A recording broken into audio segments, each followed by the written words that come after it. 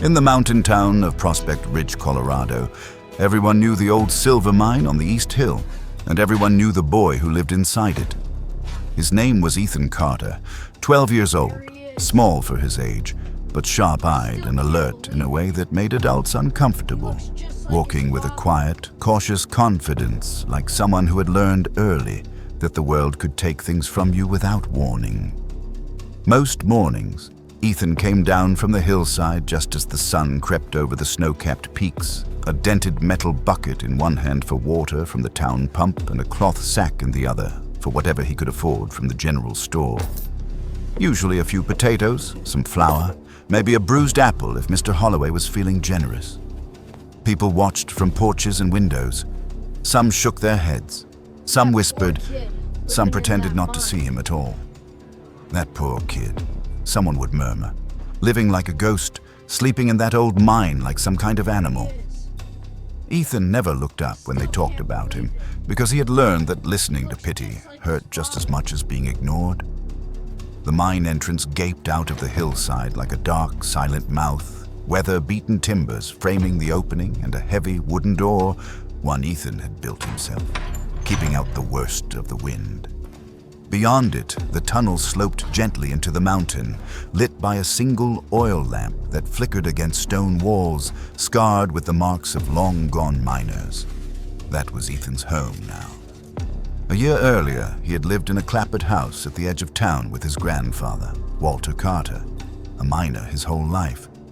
Tough and steady but endlessly patient with his grandson, the man who stepped in when Ethan's parents died in a train accident and taught him how to split wood, fix broken tools, and most importantly, how to think.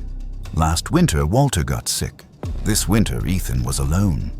The relatives who came for the funeral didn't want a boy to raise. They sold the house, took what little money there was, handed Ethan a single bag of clothes, and told him kindly but firmly that he'd have to figure things out on his own. Most kids would have ended up on the street.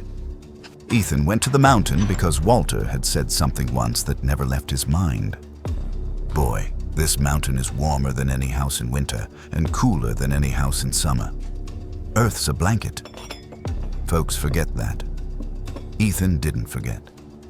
Just past the entrance, he carved out a small living space. A narrow wooden bed, a table made from scrap planks, and a little iron stove he kept burning low and steady. The rock walls held heat like a giant battery, making the air feel surprisingly stable even when the wind howled outside. It wasn't pretty, but it was safe, and safety mattered more than comfort. At school, the kids didn't let him forget where he lived.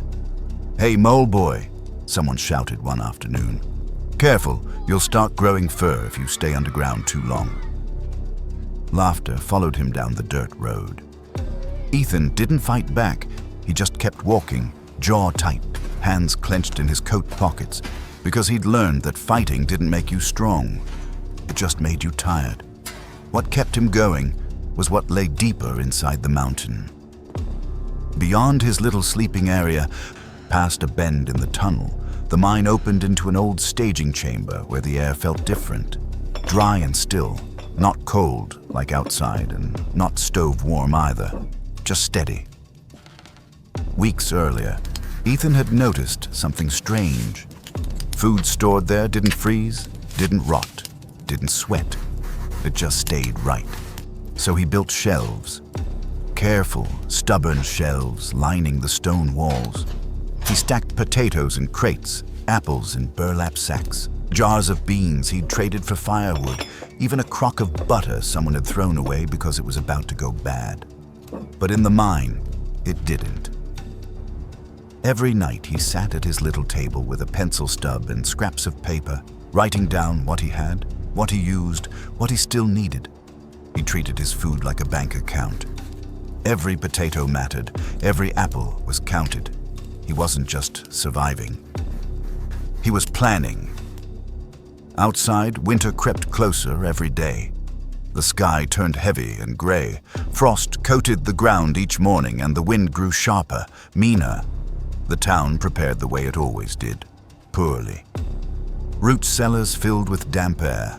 Storage sheds leaked. Families argued about supplies, but comforted themselves with the idea that things somehow always worked out. Ethan knew better. One evening, standing at the mine mouth, watching clouds roll over the mountains, he whispered to himself, "It's coming." When it did, no one in Prospect Ridge was ready, except the boy everyone thought was just a sad little orphan living in a hole in the ground. Deep inside the mountain, beneath rock and timber and years of forgotten history, Ethan Carter was quietly building something that might soon be the only thing keeping his town alive. Ethan had never believed in magic, but standing inside the old mine, feeling the quiet, steady air on his cheeks, he understood something just as powerful. The mountain didn't change. Outside, the weather could turn cruel in a single afternoon. One minute the sun shone on the pines, the next the wind cut like broken glass. But 50 or 60 feet below the surface, the air stayed the same, calm, dry, reliable. That, he realized, was the promise his grandfather had talked about. He remembered the night Walter brought him to this exact chamber, hands spread on the stone walls. "Feel that?" Walter had said. "It's not cold, it's not warm, it's steady. That's the mountain keeping its promise." "What promise?" Ethan had asked. Walter smiled. "To protect what you put inside it." Now Ethan felt that promise more than ever. He moved his food deeper into the mine, away from the entrance. Trip after trip, he carried crates, jars, and sacks into the storage chamber, arranging them with quiet, almost obsessive care. Potatoes in one row, apples in another, flour and beans stacked neatly on shelves he'd hammered together from scavenged boards. Every item had a place. Every place had a reason. His grandfather had taught him to think that way, methodical, disciplined, purposeful. He tested the chamber the way a scientist would. He left one jug of water near the door and another deep inside. By morning, the jug at the entrance was a solid block of ice. The one on the shelf in the chamber was cool, but still liquid. Ethan stared at it, a slow, amazed smile spreading across his face. It worked. This wasn't just shelter. It was a system. In town, whispers about the boy in the mine grew louder. Some kids said Ethan was crazy. Others claimed he was hiding from the world or living with ghosts. A few spun stories about dead miners still wandering the tunnels at night. One afternoon, a group of older boys followed him up the hill. "Hey, mole boy," one called. "Show us your cave." Ethan kept walking, heart pounding but step steady. Fear showed itself through motion. He'd learned not to give it away.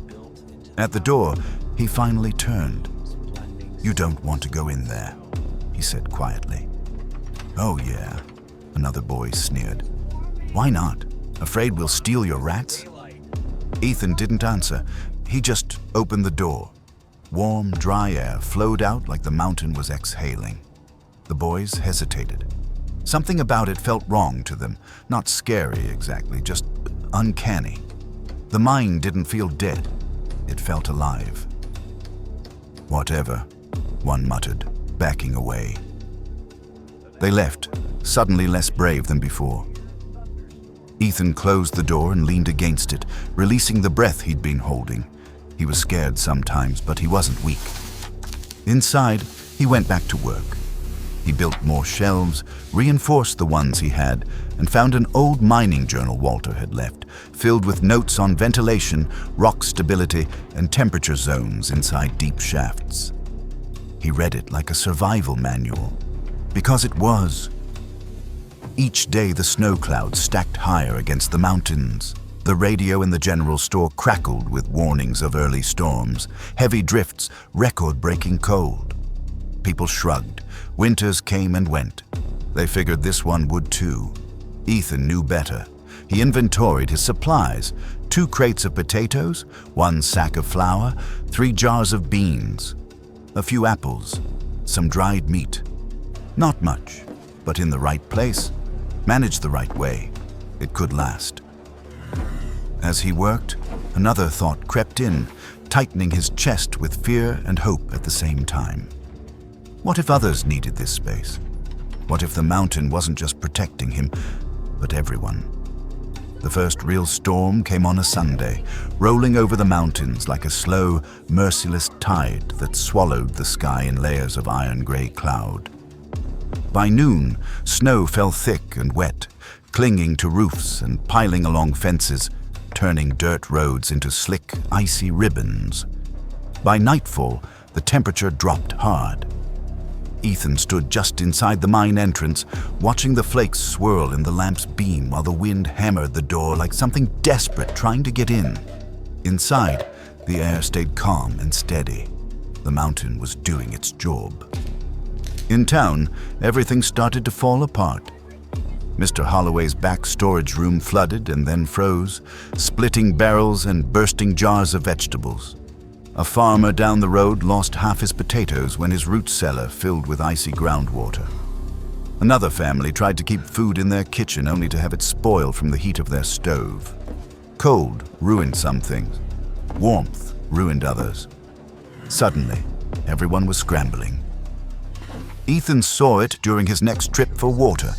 Tense faces, hurried voices, people who had always rolled their eyes at winter warnings now standing in the street shivering with unease. That afternoon, a hesitant knock sounded at the mine door. Ethan almost ignored it, but the knock came again, weaker. When he opened the door, Mrs. Alvarez, mother of a girl from his class, stood there in a thin coat, cheeks raw from the wind, a crate of vegetables in her arms. "I'm sorry," she said quickly. "I wouldn't bother you, but someone told me. They said you keep food in here." She lifted the crate a little. "My cellar froze. Everything's turning to mush. I don't know what else to do." Her voice cracked. Ethan looked from her face to the crate, then stepped aside. Inside, she stopped short. "It's warm," she whispered. He led her to the storage chamber. When she saw the shelves lined with sacks and jars, her eyes widened. "How is this possible?" "The mountain," Ethan said simply. "It keeps the temperature the same." She ran her fingers along the wood. "You built this?" He nodded. Tears filled her eyes. "Thank you," she said. By the next day, word had spread. A man whose meat had spoiled. A family whose apples were freezing solid. A neighbor whose cheese had gone bad. They came one by one, knocking on the wooden door, carrying their last chances in their arms. Ethan didn't turn anyone away. He started labeling shelves with chalk: Alvarez, Wilson, Holloway. He wrote everything down, tracking what went in and what came out with a quiet, relentless focus that made adults stop and really look at him. This wasn't a scared kid hiding from winter. This was a determined boy running a lifeline. "This is a mine," one man grumbled. "Mines collapse. You're trusting your food to a hole in the ground?" Ethan just pointed to the stone. "These walls have been holding for 50 years, he said. "They're not going anywhere." The cold kept getting worse. The thermometer outside the store dropped below zero. Snow buried fence posts. Roads vanished under drifts. The town felt trapped inside a white, frozen cage. Inside the mine, the apples stayed crisp, the potatoes firm, the sacks of flour dry. The mountain kept its promise. One evening, Ethan sat counting sacks by lantern light when he realized something that made his stomach twist. Most of what he saw on the shelves now belonged to other people. His own supply was dangerously low. His stomach growled. He told himself it was fine, told himself it was worth it. A knock came again. This time it was the mayor. Mayor Ridgway, tall and weathered, with more winters behind him than anyone else in town, took off his hat as he stepped inside. "Had to see it for myself," he said. "They're saying a 12-year-old is running the only place in Prospect Ridge where food isn't freezing or rotting." Ethan swallowed. "It's not hard," he said. "You just have to use the mountain right."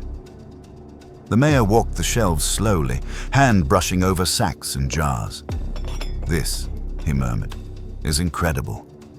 Ethan shrugged. It's just how it works. The mayor looked him in the eye. No, he said, it's how you made it work. The worst storm didn't arrive with drama. It came with a heavy, eerie silence.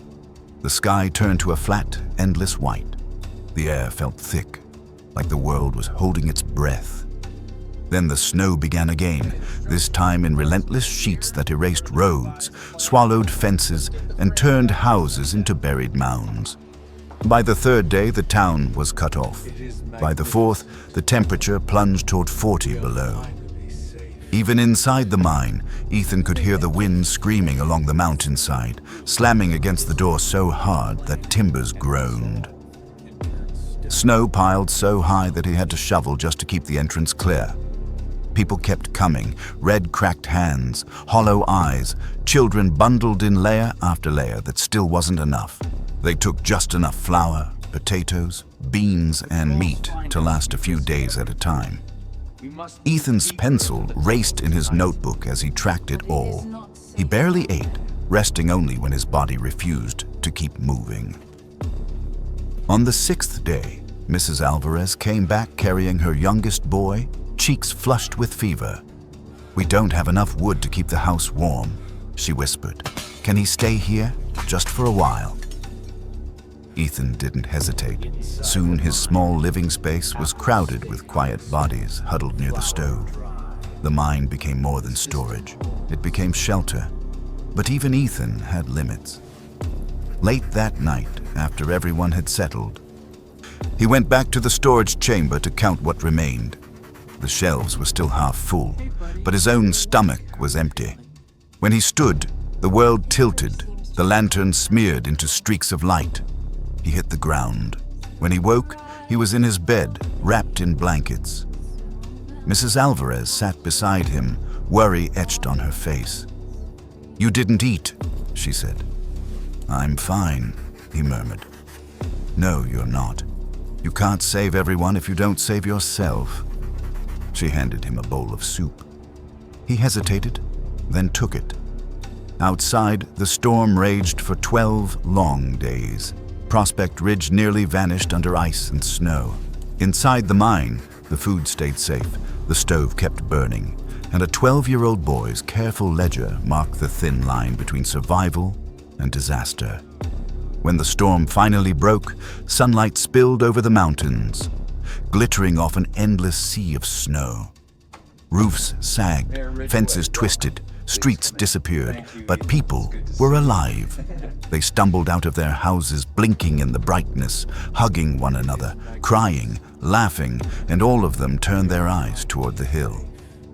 Mayor Ridgway was the first to reach the mine. When Ethan opened the door, the mayor took off his hat. "I don't even know how to thank you," he said. Behind him came dozens of others. Mrs. Alvarez, Mr. Holloway, the Wilsons, kids from school, people who had once whispered, "Mole Boy," now looking at him with open respect. Inside, they walked the chambers together, seeing what had carried them through the worst winter anyone could remember. Worn shelves, nearly empty sacks, a ledger thick with careful notes. "This place is a miracle," someone whispered. Ethan shook his head. "It's just how it works," he said. The mayor knelt so he was eye level. "No," he replied. "It's how you worked." That afternoon, the town held a meeting in the largest chamber. Lanterns hung from beams, blankets wrapped around shoulders. Mayor Ridgway's voice echoed softly off the stone as he spoke. "We weren't saved by luck," he said. "We were saved by planning, by discipline, by a boy who refused to give up on us." He turned to Ethan. "From now on, this mine will be Prospect Ridge's official food bank, cold storage, and emergency shelter. And Ethan Carter will be its keeper. He won't have to do it alone, but he will lead it." A low murmur of agreement moved through the crowd. Mrs. Alvarez squeezed Ethan's shoulder. "You're not alone anymore," she said. Spring came to Prospect Ridge slow and stubborn, as it always did. Snow shrinking back in uneven patches, meltwater carving bright streams through the mud, air sharpening with the smell of pine and new earth. The town rebuilt roofs, cleared roads, and brought lumber, tools, and oil to the mine. Inside, new beams were set, fresh shelves built, extra ventilation cut where Ethan's notes said it would be safe. He walked the tunnels with a clipboard in hand, coordinating adults twice his size with calm, precise instructions. The boy who had once been pitied as a ghost in a hole was now the person everyone asked, "What do we do next?" Word didn't stay in Prospect Ridge. Travelers spoke of the mountain mine that had become a town's pantry. A reporter from Denver came, filled a notebook, and later wrote about the 12-year-old who turned geology into survival. Letters followed from other towns, other cold places, people asking how to build what Ethan had built. Sitting on an old crate one night, Ethan read them by lantern light and realized, with a quiet, stunned pride, that what he'd created didn't just save one winter or one town. It could save many. He stepped to the mine entrance and looked out at the mountains, at the town below, at the place that once tried to forget him and now depended on him. Walter had been right. The earth was a blanket. But Ethan had learned something more, that even when the world gives up on you, you still get to decide who you become. So now ask yourself, if the world turned its back on you, would you give up too? Or would you build something no storm could ever take away? Ethan Carter chose to build. And in doing so, he didn't just survive the dark, he turned it into light.